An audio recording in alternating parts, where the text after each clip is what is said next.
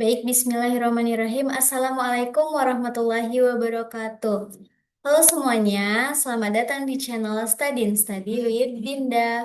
Sebelumnya, perkenalkan nama saya Dinda Ayu Sastika. Saya merupakan mahasiswi di Prodi Sistem Informasi kelas B angkatan 2024 dengan NIM 2403111383.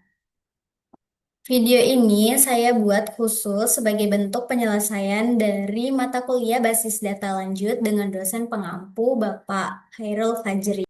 Jadi dalam video ini nantinya saya akan menjelaskan mengapa saya menggunakan query tersebut untuk penyelesaian tugas di nomor 3 dan nomor 4.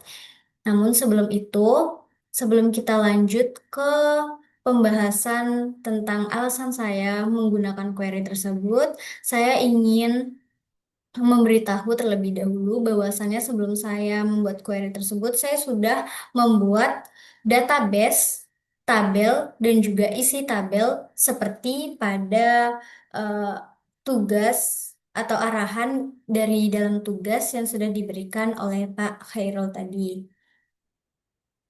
Dan seluruh isi datanya juga sudah sesuai dengan format tugas berikut. Untuk tugas di nomor 3, yaitu saya harus membuat query untuk menampilkan data-data berikut. Dan di nomor 4, saya nantinya akan menampilkan daftar anggota yang tidak terkena denda, dan anggota itu bukan anggota yang meminjam buku pemrograman web dengan PHP. Nah, langsung saja kita masuk ke bagian nomor 3, yaitu saya akan menjelaskan mengapa saya menggunakan query berikut. Nah, jadi di sini sudah ditampilkan penggunaan database perpustakaan dan juga tabel, pembuatan tabel, serta pengisian data-data pada tabel yang sudah sesuai dengan tugas yang diberikan. Nah, untuk nomor 3, di sini saya menggunakan view table. Nah, kenapa saya menggunakan view sebagai query yang saya eh, gunakan dalam penyelesaian tugas nomor 3?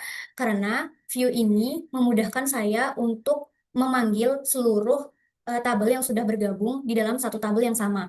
Jadi, jadi output dari view ini adalah tabel baru yang isinya berupa tabel-tabel yang sudah digabung menjadi satu. Nah, jadi ketika saya hendak melihat isi tabel tersebut, tabel gabungan tersebut, itu saya tinggal mengklik nama tabel dari metode view yang sudah saya buat.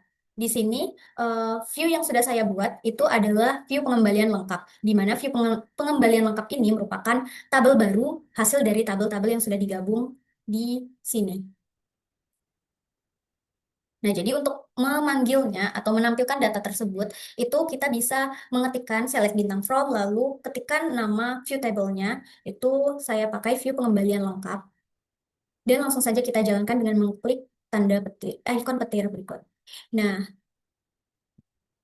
ini dia data-datanya sudah sesuai dengan arahan yang ditugaskan di dalam tugas tersebut. Nah, selanjutnya kita masuk ke nomor 4, di mana saya membuat query untuk menampilkan daftar anggota yang tidak terkena denda, dan anggota itu bukan termasuk anggota yang meminjam buku pemrograman web dengan PHP. Nah, sama seperti di nomor 3, saya menggunakan metode view table atau query view table supaya data anggota yang nggak kena denda dan juga belum meminjam buku pemrograman web PHP itu bisa langsung ditampilkan tanpa harus menulis ulang query yang panjang. Jadi praktis, tinggal panggil sekali seperti ini.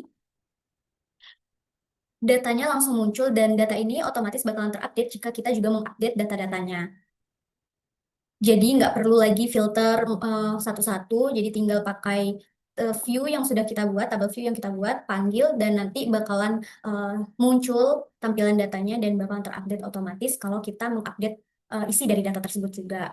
Nah, jadi view ini diibaratkan seperti kita sedang berbelanja di sebuah minimarket, di mana saat berbelanja kita pastinya mengambil beberapa barang dari rak yang berbeda. Nah, barang-barang yang sudah diambil tersebut kita serahkan ke kasir, dan kasir nantinya mencatat barang-barang tersebut di dalam satu struk.